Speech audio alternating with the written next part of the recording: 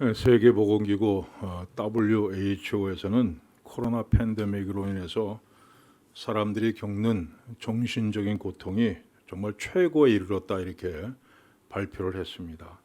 온라인 수업, 또 재택근무, 사회적 거리두기 이런 것들이 정신 공양에 나쁜 영향을 미치고 있다는 겁니다. 온라인 수업을 하는 아이들은 집중도가 떨어지고 또 안절부절 못하고 짜증을 내고 친구들을 만나지 못해서 외로움을 느낀다고 합니다. 그리고 아이들이 온라인 수업을 하게 되면서 부모들의 부담이 많이 늘어나게 되었다는 겁니다. 또 재택근무를 하는 사람들 역시 집중력이 떨어지고 스트레스를 많이 받는다고 합니다. 재택근무는 업무 영역하고 사적인 영역이 구분되지 않아서 이 사적인 영역이 수시로 침범을 받게 된다는 겁니다.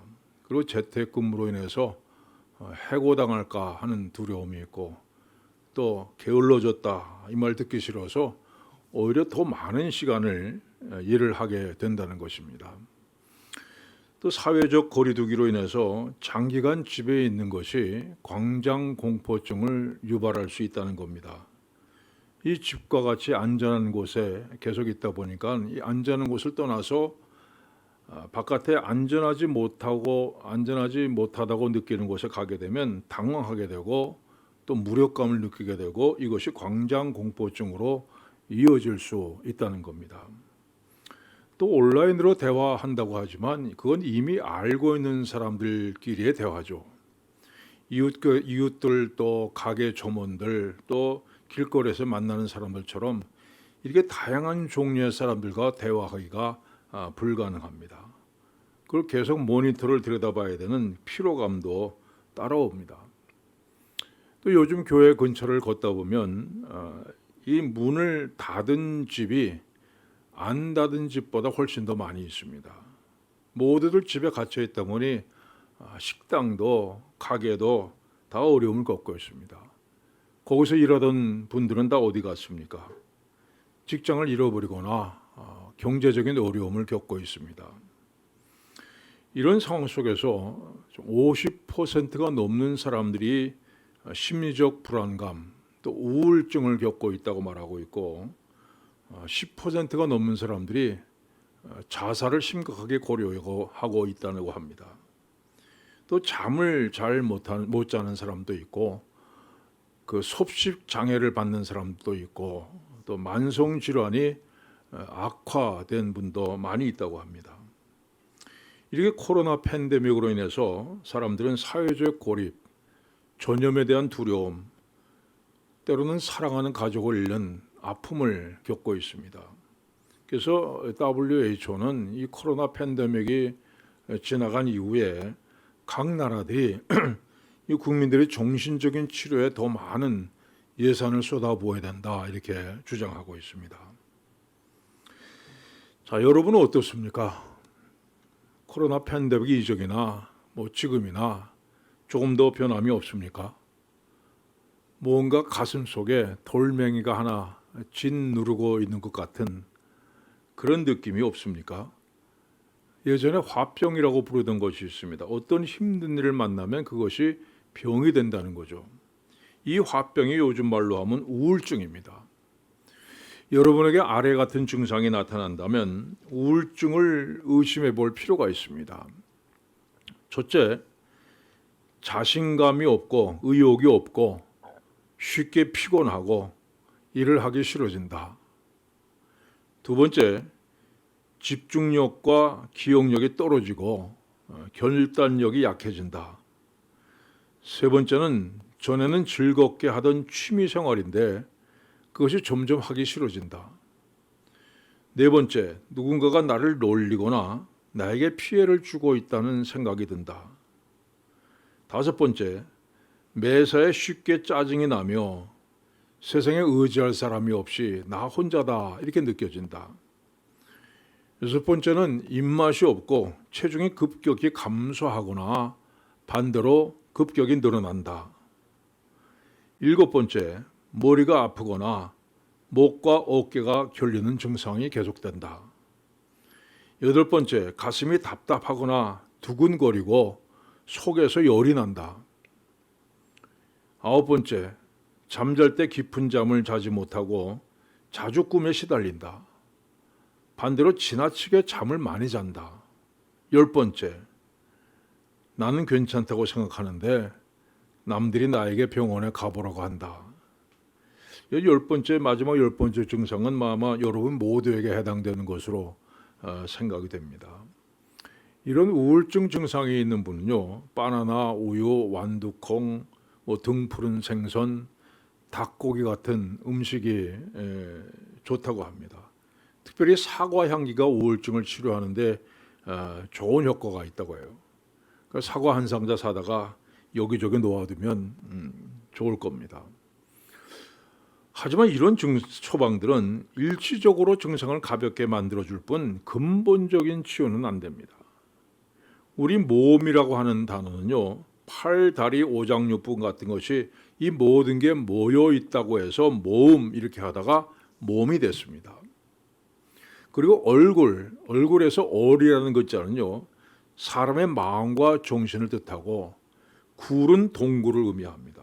그러니까 얼굴은 사람의 마음과 정신이 들락거리는 동굴이란 뜻이죠. 근데 그 동굴 속으로 부정적인 생각들, 걱정, 염려 이것들이 들어와서 우리 머릿속에 들어가면 얼굴에 병 나고 그다음에 온 몸과 마음이 병이 납니다. 근데 우리 속에 있는 머릿속에는 나쁜 생각을 다 뽑아버려야 얼굴이 평안해지고 몸과 마음이 건강해질 수가 있습니다. 또 여러분 염려하고 걱정하는 것은요, 우리 믿음도 자라지기 못하게 만듭니다. 예수님께서 말씀하신 비유 가운데 네 가지 땅에 떨어진 씨 비유가 있습니다. 어떤 씨는 길가에 떨어져서 새들이 와서 먹어버렸습니다. 어떤 씨는 흙이 얇은 돌밭에 떨어져서 싹은 났는데 곧 해가 나자 말라버립니다. 또 어떤 씨는 가시떨기에 떨어져서 싹이 나고 자라기는 했지만 가시가 기온을 막아서 열매를 맺지 못합니다. 어떤 씨는 좋은 땅에 떨어져서 30배, 60배, 100배의 결실을 맺었습니다. 자, 그런데 가시떨기에 떨어져서 열매 맺지 못한 씨에 대해서 예수님이 이렇게 말씀하셨습니다. 이들은 말씀을 듣기는 하되 세상의 염려와 재물의 유혹과 기타 욕심이 들어와 말씀을 막아 결실하지 못하게 되는 자요. 여러분, 걱정과 염려가 우리 믿음의 열매를 맺지 못하도록 방해하는 것이라고 말씀합니다. 자, 그러면 우리 머릿속에 들어와 있는 이 걱정, 부정적인 생각들을 뽑아버릴 수 있는 방법은 뭡니까? 흔히 세상 만사 그저 마음 먹기 달려있다 이게 하지만요, 정작 우리가 처해 있는 현실은 그렇지 않습니다. 배고픈 사람이 난 배가 안 고파. 그럼 배가 불러집니까? 병든 사람이 나는 아프지 않아. 절대 안 아파. 그래서 병이 낫습니까? 그게 아닙니다. 자, 오늘부터 여러분이 난 염려하지 않겠다. 난 절대 근심하지 않겠다. 해보십시오. 정말 모든 걱정과 근심이 사라집니까? 여러분은 어떤 걱정거리가 있습니다. 자려고 누웠는데 잠이 오지 않습니다. 머릿속에 생각이 꼬리에 꼬리를 물고 맴맴 돌아서 아무리 잠을 자려고 해도 잠이 안 옵니다. 그러다가 어느덧 새벽이 되고 날이 밝아옵니다. 편안히 잠만 잘 수 있다면 내 모든 거 줘도 좋다 하는 생각이 들 정도죠. 우리 생각이 우리 마음대로 되지 않습니다. 여러분이 이런 걱정 안고 살다가 견디다 못해서 신경정신과 의사를 찾아가면 뭐라 그럽니까? 생각하지 마십시오. 일이 닥치기 전에 미리 걱정할 필요 없습니다. 걱정한다고 해서 또 상황이 바뀌는 것도 아닙니다. 마음 편히 가지시고 신경을 덜 쓰십시오. 이런 아무 쓸모도 없는 처방을 내려줍니다. 여러분, 우리 마음이라고 하는 것이 분명히 내 건데 내 마음대로 되지 않습니다. 걱정하지 말아야지 하면서도 여전히 걱정하는 게 우리입니다. 뿐만 아니라 아무것도 걱정할 것이 없으면 내가 정말 이러도 되나 하면서 걱정하는 것이 사람입니다. 자, 그러면 우리를 그림자처럼 따라다니는 염려와 근심은 도대체 어디서부터 온 겁니까? 에덴 동산에서 아담과 하와가 선악과를 먹었을 때 하나님께서 아담을 부르십니다. 내가 어디 있느냐? 아담이 이렇게 대답합니다. 내가 동산에서 하나님의 소리를 듣고 내가 벗었으므로 두려워하여 숨었나이다. 여러분, 사람이 하나님처럼 되려고 할 때 주어진 결과가 뭡니까? 그건 두려워서 숨는 겁니다. 자, 오늘 우리를 끈질기게 따라다니는 부정적인 생각들, 두려움, 염려, 근심, 불안, 걱정, 이 모든 것의 원인은 하나입니다. 내가 하나님처럼 되려고 하는 겁니다. 우리는 나무에 붙어있는 가지처럼 하나님을 의지하면서 살아가도록 지음받은 존재입니다. 근데 내가 하나님을 떠나서 내가 하나님 돼서 내 힘으로 스스로 살아가고 하기 때문에 온갖 염려와 근심에 빠지게 된 겁니다. 여러분, 그래서 오늘 우리가 갖고 있는 염려, 근심 떨쳐버릴 수 있는 방법은 오직 하나입니다. 하나님께로 돌아가는 겁니다. 하나님께 돌아가서 하나님을 의지하고 살아가는 겁니다. 그래서 오늘 본문에 이렇게 얘기합니다. 너희 염려를 다 주께 맡기라. 이는 그가 너희를 돌보심이라. 여러분, 근본적으로 염려하고 걱정하는 것은요, 내가 믿을 곳이 있을 때 해결됩니다. 여러분이 정말 경제적인 문제로 고민을 하고 있는데 누군가 전화를 해서 내가 큰 돈 보내줄게, 이게 얘기해요. 그럼 지금까지 마음을 사로잡고 있던 걱정, 근심이 순식간에 사라집니다. 믿을 곳이 생긴 거죠. 여러분이 병들어서 걱정하고 있는데 마침 그 분야 최고의 의사에게 진찰을 받았는데 아무 걱정하지 말라고 얘기해요. 모든 걱정이 사라집니다. 믿을 곳이 생긴 겁니다. 그래서 염려의 반대는 믿음입니다. 여러분, 우리가 믿을 곳이 있다면 염려는 더 이상 우리를 묶어둘 수 없습니다. 그런데 우리가 믿을 곳이 있습니다. 너희 염려를 다 주께 맡기라. 이는 그가 너희를 돌보심이라. 이 돌보신다는 말씀의 정확한 해석은 보살핌의 대상이 된다는 겁니다. 우리가 모든 염려를 주님께 맡겨버리는 순간 우리는 주님의 보살핌을 받게 된다는 겁니다. 여러분, 주님 어떤 분입니까? 모든 일에 우리와 똑같이 시험을 받으신 이로되 주님이 이 땅에 계실 때 우리와 똑같은 시험을 받으셨습니다. 그래서 주님은 우리의 연약함을 아시고 우리가 무엇 때문에 염려하는지, 무엇 때문에 눈물 흘리며 탄식하는지 그 마음을 헤아리시는 분입니다. 이렇게 우리의 연약함을 아시는 주님, 이 세상에 살아가는 것이 얼마나 어려운가를 잘 아시는 주님께서 우리를 돌보신다 말씀합니다.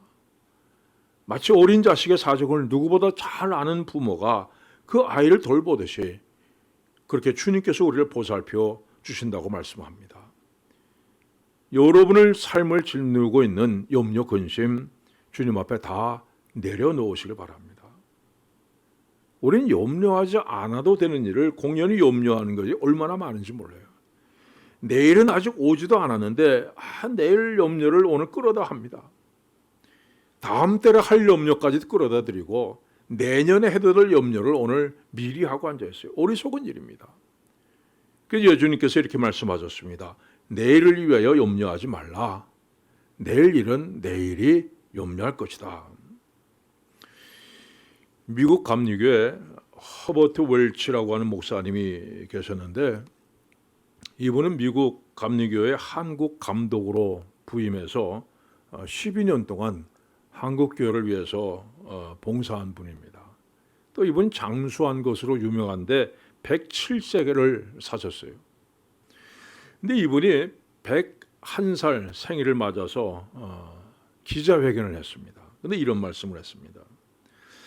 나는 30년 전 70대에 은퇴를 했는데 그때서야 비로소 깨달은 정말 중요한 진리가 하나 있습니다.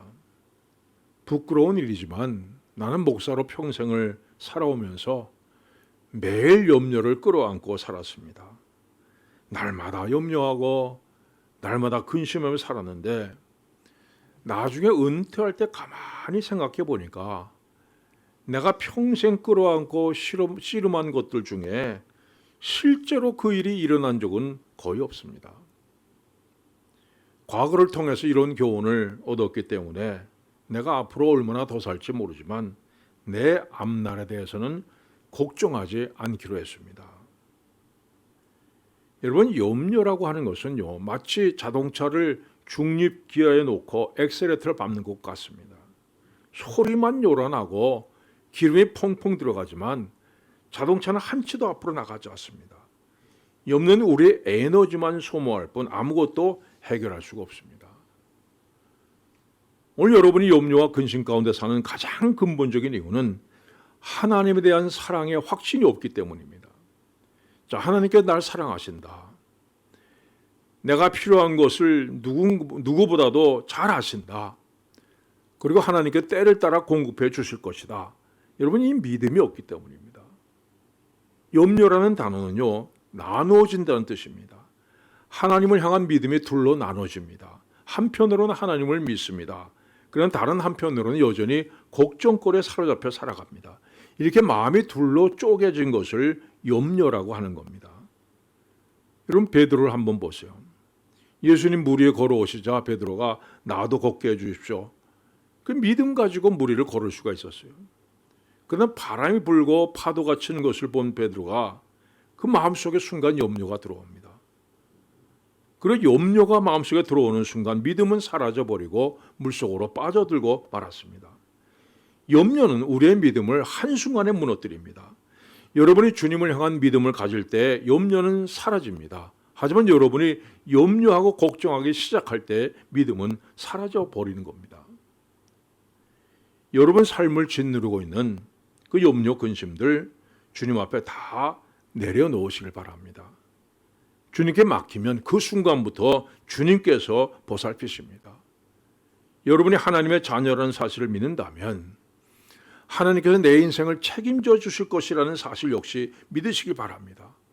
능력이 부족하면 능력을 더해 주실 것이고, 힘이 없어 쓰러진다면 일으켜 세워 주실 것이고, 필요한 것이 있다면 하나님께서 예비해 주실 것입니다. 사랑하는 여러분, 하나님께 기도하시길 바랍니다. 하나님 아버지께는 나의 모든 사정을 아시고 내가 지금 염려하고 근심하는 것이 무엇인지 아십니다. 아버지, 이제 난 염려하지 않으렵니다. 모든 것 주님께 맡깁니다. 하나님, 모든 염려를 주님께 맡기기만 하면 그 다음부터 돌봐주시고 살펴주신다고 약속하지 아니하셨습니까? 내 인생을 인도해 주시고 지켜주시고 필요한 모든 것을 채워주실 것을 믿습니다. 기도하시기 바랍니다. 그대로 이루어 주실 거라는 믿음을 가지십시오. 하나님께 주시는 놀라운 평안이 여러분의 심령 가운데 충만하시기를 축원합니다. 기도하겠습니다. 하나님 아버지, 우리가 살아가는 이 세상에 걱정하고 염려할 것이 너무도 많습니다. 그러나 이 시간 주님께서 모든 염려를 다 내게 맡기라 하셨사오니 주님 앞에 내려놓습니다. 무거운 짐들을 다 주님 앞에 풀어놓습니다. 이제부터 주님께서 인도해 주시고 주님께서 돌보아 주시고 또한 주님께서 모든 문제를 해결해 주실 것을 저희들이 믿습니다. 염려 대신에 하나님 평안과 기쁨을 누리게 하여 주시옵소서. 예수님의 이름으로 기도하옵나이다. 아멘.